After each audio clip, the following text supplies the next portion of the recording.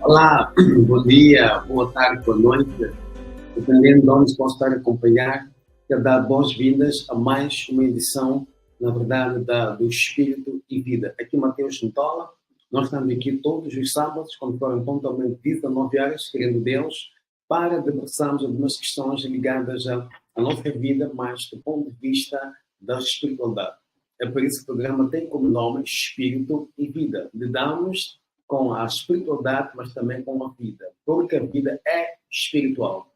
Nós estamos aqui a conversar sobre a nova criatura.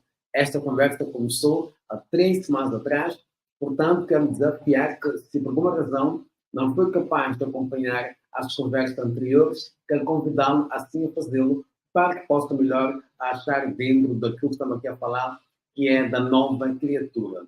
Vimos aqui aspectos muito importantes desde o início desta conversa. Portanto, para não se perder, quero que você efetivamente volte atrás aqui no canal e possa acompanhar a primeira parte, a segunda parte, a terceira, na verdade, porque esta aqui é a quarta parte. Também quero falar sobre a nova criatura. Portanto, quero continuar, para nós podermos continuar por onde a gente parou na semana passada. Nós vamos falar agora ainda sobre a nova criatura, mas vamos olhar do ponto de vista de como é que Deus lida com a nova criatura. Okay? Só para revisar, ou só para relembrar, a nova criatura é o Espírito de Deus, ou é Deus morando dentro do Espírito do homem. Que a nova criatura não é bate-chapa e pintura, não é a continuidade de quem a pessoa era no passado, mas é um ser totalmente novo que é introduzido no espírito do homem, certo? Então, mais uma vez, para melhor perceber, volta aqui no canal, volta a vídeos atrás, vai lá, você vai encontrar informações importantes que irão ajudar a perceber mais a nossa origem, de onde a gente vem, e quando falamos essencialmente da nova criatura, o que é que a gente está se referindo. Portanto, não se a perder, volta aqui atrás do canal e seja transformado e abençoado. Para continuar nesta quarta parte desta edição Espírito e Vida, no qual estamos a falar sobre a nova criatura, vamos ver como é que Deus efetivamente lida com a nova criatura. Primeiro, entenda que Deus lida com a nova criatura segundo o seu Espírito. Ilustres, amados, isto é muito importante perceber. Deus lida com a nova criatura segundo o seu próprio espírito. Lembre-se, o ser humano é um espírito, tem uma alma e vive num corpo. O novo nascimento não ocorre no corpo, não ocorre na alma da pessoa necessariamente, não ocorre na sua mente, como quem diz, mas o novo nascimento ocorre no espírito do homem. A transformação inicial que ocorre na salvação acontece no espírito do homem. Portanto, Deus, quando lida com a pessoa salva, lida com a pessoa de acordo com o seu espírito homem. É importante. Então, Deus lida com a nova criatura, não segundo a sua alma nem o corpo, mas segundo o nosso espírito. Porque o nosso espírito efetivamente é a nova criatura. Deus Pai e Filho habitam dentro de nós. Entenda bem isso. E não Deus Pai e Espírito, Deus Pai e Filho, neste caso, através do Espírito Santo, moram dentro de nós. E no espírito da pessoa, não é? Dentro do seu espírito.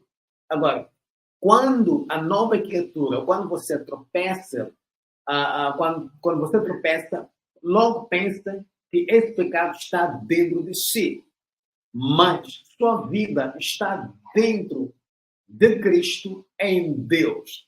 Portanto, é impossível haver pecado dentro de Cristo. Ok? É o que a Bíblia ensina em Colossenses, capítulo 3, versículo 3. Diz que a nossa vida está escondida com Cristo em Deus. A nossa vida está escondida com Cristo em Deus. Então, a nova criatura é o nosso espírito homem regenerado.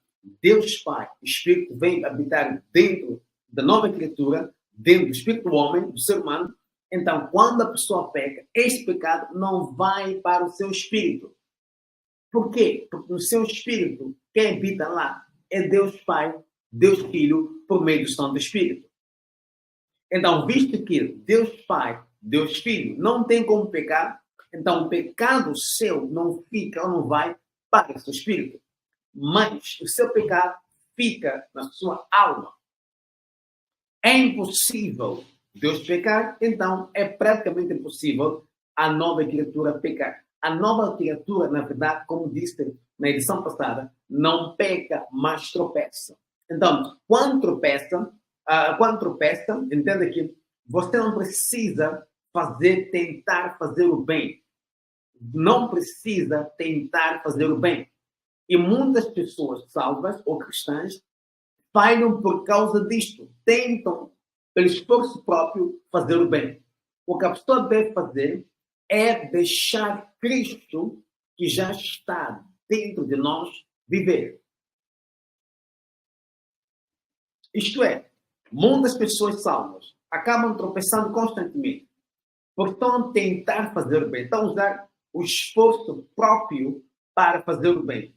Enquanto que o que tem que se fazer é deixar Cristo literalmente habitar dentro de nós. Como diz a Bíblia, Gálatas 2:20. Não sou eu mais quem vive, mas Cristo vive em mim. E a vida que eu agora levo no corpo, levo-a pela fé do Filho do Homem, que amou-me e deu sua vida por mim na cruz. Então, agora não sou eu, Mateus Mutona, que é mais vivo, mas é Cristo que está vivo em mim. Agora, o que tenho que fazer é deixar Cristo viver. Eu não tenho que me esforçar, não tenho que me matar, não é? Não tenho que estar ali a sacrificar-me constantemente para poder viver do modo que Deus quer agradá-lo. O que eu tenho que fazer é deixar o Espírito Santo em mim, deixar Deus em mim viver. É assim que a nova criatura vai ter vitórias, ok? O nosso problema não é o pecado, como disse na última conversa, mas crise de identidade. Pessoas salvas não sabem quem são em Cristo. Há um problema sério de identidade. Pense comigo assim, a tentação de Jesus, em que se baseava? A tentação de Jesus não se baseava no fato de ele ser capaz ou não de transformar a pedras em pão. Não é? Não. A tentação estava baseada no fato de que se Jesus tinha ou não identidade própria. Será que ele sabia quem ele era? É por isso que ele dizia assim. É por isso que o diabo dizia assim: se és filho de Deus, ordene que as pedras fiquem pães. Se és filho de Deus, salva. Ele ordenou anjos a seu respeito. Salva. Entende? Se és... Não, a tentação era se Jesus sabia ou não, ou tinha consciência do fato de que ele, aqui na Terra, era ou não filho de Deus. É o que acontece até hoje. Então, o maior desafio de pessoas salvas não é a falta de salvação ou Santo Espírito em si, mas a crise da identidade. Não sabemos quem somos agora que estamos em Cristo Jesus. Não sabemos o que temos e não sabemos o que somos capazes de fazer agora que estamos em Cristo. Em Romanos, capítulo 6,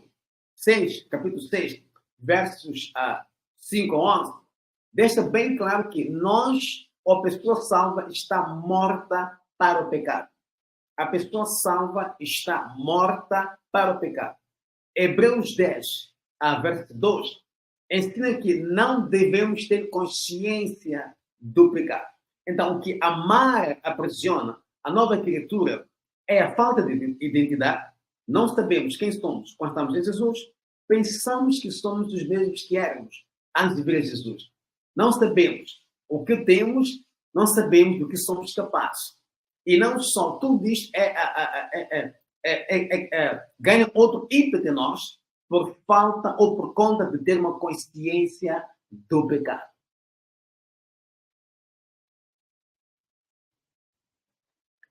É por isso que diz o apóstolo Paulo, em Romanos capítulo, penso que 12, sede transformados pela renovação da vossa mente. Ele não diz ser transformado pela oração, tampouco pelo jejum. Ele diz ser transformado pela renovação da vossa mente. Quer dizer que a nossa consciência deve mudar. Olha só para a palavra arrepender. Arrependei-vos.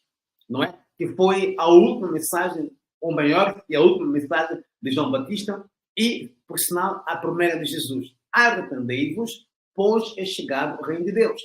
Muita gente pensa que arrepender é chorar. Não, arrepender significa mudar o modo de pensar, mudar a sua consciência, mudar a sua mentalidade. Percebe? Então, quando eu falo de que, afirmo de que o maior desafio da pessoa salva é uma mente não renovada, é uma consciência não transformada, então o que acontece? Essa consciência não renovada, não transformada, fica à mercê da consciência do pecado, pois é uma consciência pecaminosa, é uma consciência do pecado. Todavia, fica bem claro que Deus lida com a nova criatura segundo o seu espírito. Não segundo a alma, não segundo o corpo, mas segundo o seu espírito. Agora, fica a questão. Como é que deve efetivamente viver a nova criatura? Meus irmãos, aqui vem dicas extremamente importantes. Em primeiro lugar, a nova criatura deve viver falando a sua língua nativa. Cá em Moçambique temos pessoas de várias nacionalidades. Por exemplo, temos os nigerianos. Eles, quando estão juntos por norma, falam a sua língua materna entre si. Quando muito inglês, mas muitas das vezes eles conversam na sua língua materna. Então, diálogo é feito na sua língua materna. Então, veja só, fora a estar em lugares públicos, eles, entre si, falam na língua materna. Quando estão conosco os moçambicanos, tentam até empregar algum português, que é para melhor falarem conosco, nós moçambicanos, e haver entendimento entre nós. Mas entre si, falam língua materna. Já vi muitas vezes que em Moçambique, numa entrevista, por exemplo, na televisão, pode lá ter um embaixador, por exemplo, da América, a falar, e normalmente ele tenta falar português. E tu notas pelo seu sotaque que esta pessoa não é dominador da língua portuguesa, entende? Mas está a falar e a gente tenta perceber o que ele está a dizer, exceto momentos que o seu sotaque pode não facilitar. Mas, quando estão entre si, este embaixador, sua família, por exemplo, ele fala inglês. Só procura falar português quando tem que falar para a nação moçambicana. Mas quando está na sua família, seus amigos, etc., ele comunica-se na sua língua nativa. A nova criatura também tem uma língua nativa, a chamada línguas estranhas, que são várias, tem várias dimensões, que não cabe esta conversa aqui, tratar desse assunto, mas fica a promessa, em algum momento vamos falar sobre a diversidade dos dons do Espírito Santo, em especial o dom de falar em línguas estranhas. Mas a nova criatura tem a sua língua nativa, tem a língua nativa, a língua estranha. Então, quero dizer assim que é importante que a nova criatura viva falando a sua língua materna, que é a língua estranha, que é a língua dos anjos, que é a língua de dimensões, que é a língua de mistérios, percebe? Então, é muito importante que constantemente você fale essa língua para si. Não precisa estar com um irmão, uma irmã em Cristo, uma amiga, etc. Mesmo consigo mesmo, sozinha, em casa, a fazer trabalhos de casa, a estudar, a meditar, a conduzir, a caminhar, a correr, fazer o seu jogging. Você pode muito bem falar a sua língua materna. É importante, é benéfico e a nova criatura precisa estar a falar esta língua constantemente para que possa efetivamente desenvolver, crescer. A língua nativa da nova criatura é uma língua espiritual porque você é espírito. E a língua nativa da nova criatura é espiritual porque você é um espírito. E a língua vem do espírito. Mais conhecida, como dizia, de línguas estranhas. É uma língua mais estranha porque não é percebida pelo intelecto e não compreendida por pessoas ao nosso redor, exceto tenham o dom de interpretação. Por isso que é chamada de língua ou línguas estranhas. quem está ao seu redor não percebe, o intelecto humano não está a perceber, mesmo a pessoa que está falando esta língua não está a perceber, exceto haja o dom da interpretação. Esta língua permite-me ter uma comunicação de espírito, meu espírito homem, para o Espírito Santo, que também está dentro de mim. Permite-me falar com o Espírito Santo. Veja só o que diz a palavra de Deus. Porque o que fala em língua desconhecida não fala aos homens. Como ele diz, não fala aos homens, senão a Deus. Como assim, apóstolo? Quando você fala língua estranha, a língua dos anjos, a língua de dimensões, etc., você não está falando com o ser humano. Está a falar com Deus, em particular, que habita dentro de si. É uma comunicação de si para Deus. Eu costumo dizer assim, essa comunicação não sofre, ou liga mais tarde, não tem como sofrer a interrupção ou bloqueio satânico diabólico. É uma língua que vai diretamente para o trono da graça, como quem diz, e tem logo acesso direto ao Pai. Ok? Vou repetir a passagem.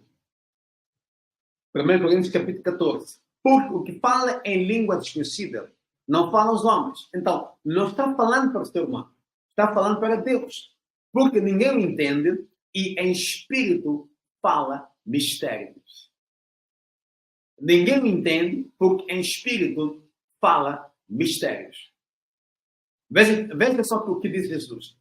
Ele diz o seguinte, e estes sinais seguirão aos que creem. Em meu nome falarão novas línguas. Estes sinais seguirão aos que creem. Em meu nome falarão novas línguas. Em 1 Coríntios capítulo 12, verso 28, assim diz.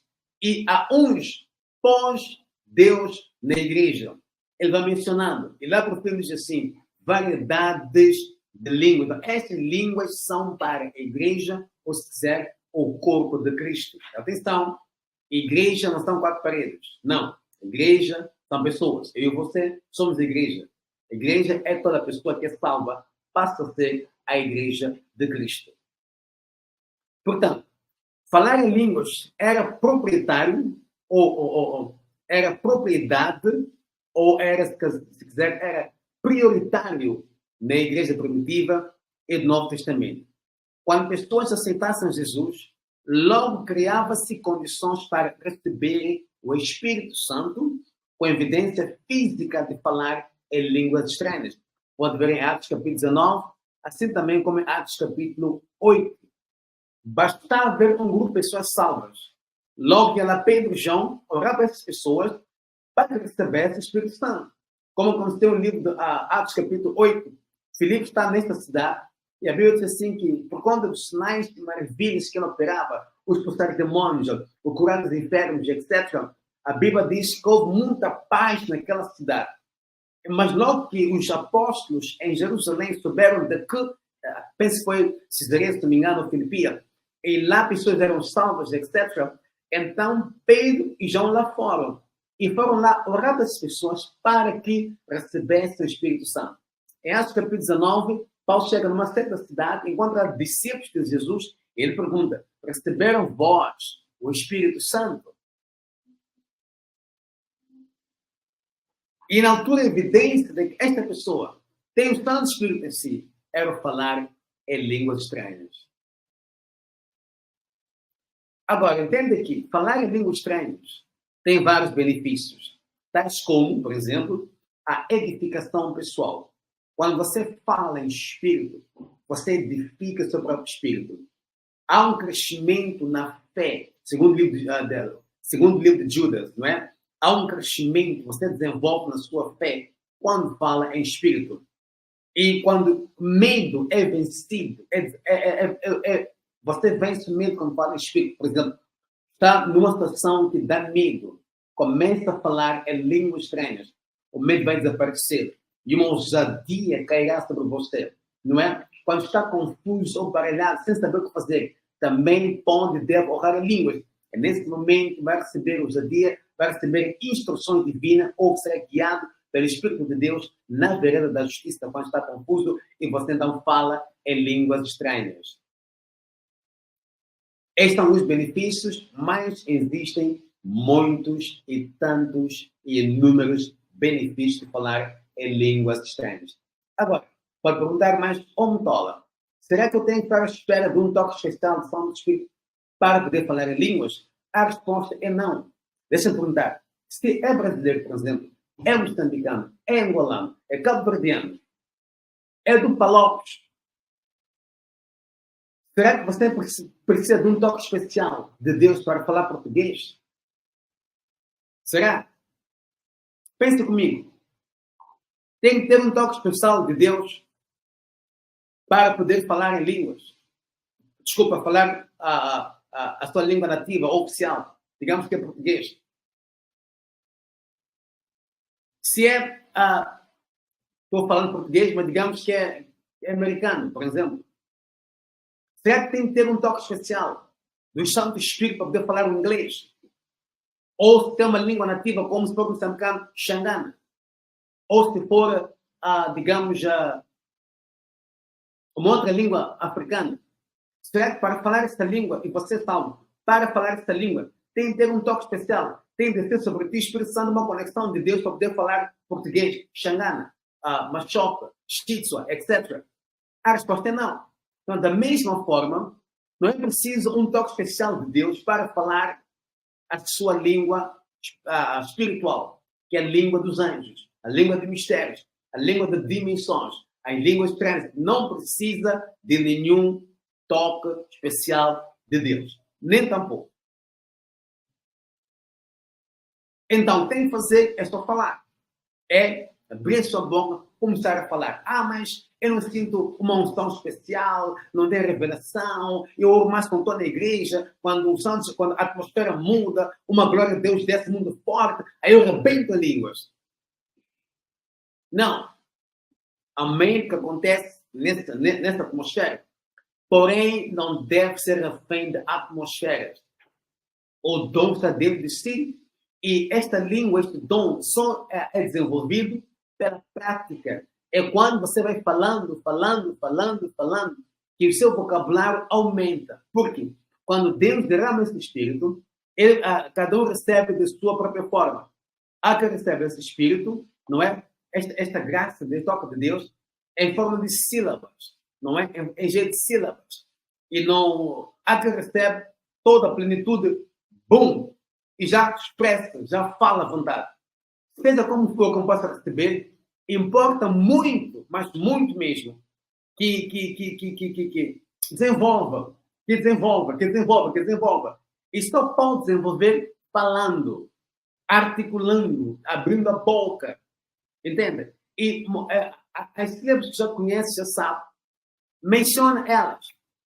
Vezes se encontra, repetidas vezes. Vai acontecer que o Espírito de Deus, ele coloca a língua em si, mas você tem que abrir a boca a falar, é você e não o Santo Espírito. Ele coloca a língua em você, quem fala és tu. Então, esta língua tem benefícios enormes, como estamos aqui a explicar. Então, fale você, ele deposita em si, e você fala em línguas, não precisa de um toque especial de Deus. Certo? Portanto, eu quero deixar você a pensar sobre isso aqui, esta conversa. Nós vamos, efetivamente, continuar próxima semana, próximo sábado, conforme pontualmente, às 19 horas, aqui na República de Moçambique.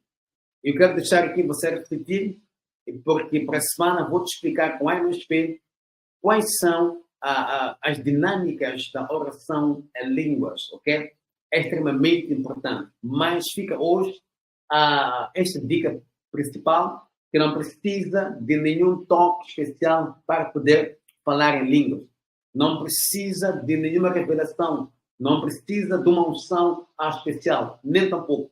Tudo quanto tem que fazer é quando acorda pela manhã, no seu tempo de oração, fala em línguas. Não só no tempo de oração, mas fala em línguas todo dia. Fale na mente ou no coração, como quer dizer. Fale a correr, fazer jogging, ou a fazer ginástica. Fale em línguas a trabalhar no serviço. Fale em línguas no intervalo. Quer dizer, 2, 3 palavras, uma sentença, uma oração. É suficiente. Manter-se ligado com o mundo espiritual. mais importante ainda, desenvolver o seu espírito, fazer crescer o seu espírito, não é? O seu espírito, edificar o teu espírito e criar uma atmosfera espiritual onde possa estar conectado com o seu Deus, mas também onde possa viver e experimentar o sobrenatural. Portanto, estas são as dicas para hoje. Para a semana voltarmos a falar, eu vou ainda sobre este tema, nova criatura. Também quero falar sobre como é que a nova criatura deve viver, e ela deve viver falando a sua língua nativa. E a língua nativa da nova criatura é o que chamamos comumente de línguas estranhas, que é uma evidência física de ter recebido o Espírito Santo dentro de você. Portanto, fale sempre esta língua, não se poupe, onde quer que esteja, fale esta língua, que é poder então desenvolver o seu espírito, não só. E para a semana vou aqui falar sobre mais benefícios sobre a oração em línguas. Me resta agradecer fundo de coração pela sua atenção. Lembrar-se que próximo sábado, conforme prontamente 19 horas, cá estarei para mais uma edição do Espírito de Vida. E, por favor, não esqueça, fundo de coração, depois do seu gosto, aí mesmo, aqui nesse canal, e por que não também partilhar com os seus amigos nas suas diversas páginas sociais esta conversa Nova Criatura. E lhe garanto que há muita gente salva que precisa perceber efetivamente quem somos, o que acontece com nós quando a gente dá a nossa vida a Deus por meio de Jesus Cristo. Nova Criatura, este é o tema que tem para si, do qual tratamos hoje. Esta foi a quarta parte. Para a semana volto com a quinta parte. Vamos começar logo quando terminamos a falar sobre como deve se comportar ou viver a nova criatura, e vamos falar mais um pouco sobre as dinâmicas da oração em línguas. Muito obrigado, fique bem, até para esta semana, querendo Deus. Um abraço muito forte, tchau, tchau.